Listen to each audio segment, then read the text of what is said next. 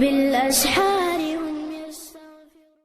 یعنی ایک بچی اگر گھر سے جاتی ہے تو ماں باپ عام طور پہ فکر نہیں کرتے کہ کہاں جا رہی ہے، کس کے ساتھ جا رہی ہے، اور اگر اس کی کسی کے ساتھ دوستی ہو جاتی ہے اور وہ لڑکا پروپوز کر دے تو پھر سارے گھر کی شامت آ جاتی ہے اور مارنے مرنے پہ تل جاتے ہیں اور پھر لڑکی کو بلیم کرنے لگتے ہیں اور اس کو برا بھلا کہنے لگتے ہیں.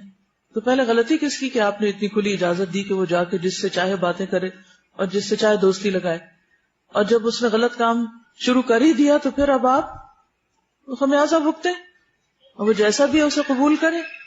لیکن حرام میں پڑنے سے تو اولاد کو بچائیں، کیونکہ اولاد جب شادی کی عمر کو پہنچ جاتی ہے اور والدین کے پاس کوئی رشتہ آتا ہے جس کے اندر کوئی خاص ایسا عیب نہیں دینی اعتبار سے، اخلاقی اعتبار سے، اور وہ اس کا نکاح نہیں کرتے، تو بچے اگر غلط کام میں ملوث ہو جاتے ہیں تو ماں باپ ذمہ دار ہوں گے. اس کا یہ مطلب نہیں کہ بچوں کو کھلی چھوٹ مل گئی کہ وہ جو جی چاہیں کریں، کیونکہ ہم پہ گناہ نہیں آئے گا، ماں باپ پہ آئے گا، ان پہ بھی آئے گا اور ماں باپ پر بھی آئے گا، کیونکہ حرام تو حرام ہے. ایسی تعویلوں سے حرام کو حلال نہیں کیا جا سکتا. لیکن دیکھنا یہ چاہیے کہ ہم اپنی سوسائٹی اور کلچر کے ان طور طریقوں کو کس طرح درست کریں. اور اس کی ایک بڑی وجہ ہے کہ چھوٹی چھوٹی باتوں پہ بعض اوقات خاندان والے ایک دوسرے سے ناراض ہو بیٹھتے ہیں.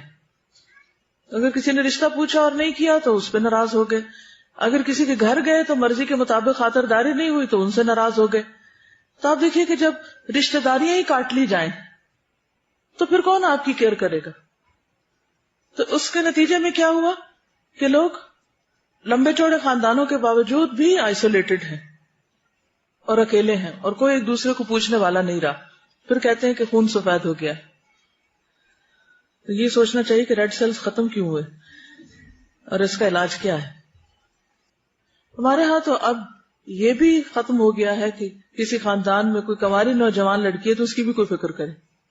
ایک وقت تک یہ بہت زیادہ، یعنی کہ فیملیز کے اندر یہ چیز بہت زیادہ تھی کہ اگر کوئی بچی جوان ہے تو سارا خاندان اس کی فکر کرتا تھا. یعنی والدین تو کرتے ہی تھے، پھوپھی، خالہ اور دور پار کے بھی رشتہ دار، ہر ایک کو فکر ہوتی تھی. لیکن اب تو بعض کیسز میں یہ دیکھا گیا کہ ماں باپ کو بھی فکر نہیں رہی، جو کہ ایک بہت ہی تکلیف دہ بات ہے. کیونکہ بعض بچیاں اس بات کی شکایت بھی کرتی ہیں کہ ان کے پیرنٹس ان کے شادی کی فکر نہیں کرتے، یا کرتے بھی ہوں گے تو ان پہ ظاہر نہیں کرتے، یا پھر رشتے آتے ہیں تو قبول نہیں کرتے، کیا سوچ کر کہ یہ ان کے معیار کے مطابق نہیں. کیونکہ معیار ہم نے بہت ہی اونچے رکھ لیے، کیونکہ محبت دنیا کی بسی ہوئی دل میں. چھوٹی موٹی بھی کسی انسان کے اندر کمی بیشی ہو تو پھر وہ قابل قبول نہیں رہتا.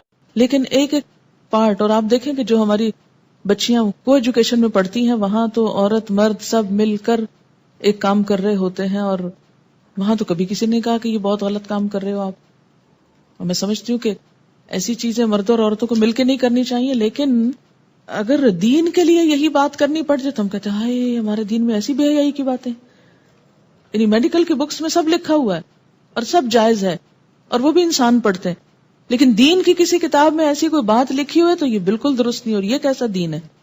یہ ہمارا ایک بہت نیگیٹو ایٹیچیوڈ ہے معاشرے کے اندر دین کے معاملات میں، جو کہ درست نہیں. اور اس کی وجہ سے کئی بیماریاں پھر پیدا ہوتی، عبادت میں خلل ہوتا ہے. ماں ہونے کی حیثیت سے نہ صرف یہ کہ بیٹی، بلکہ اگر بیٹوں کو بھی کوئی اور بتانے والا نہیں تو بہت آرام کے ساتھ آپ ان کو نارمل وے میں بتا سکتے ہیں، کوئی حرج نہیں.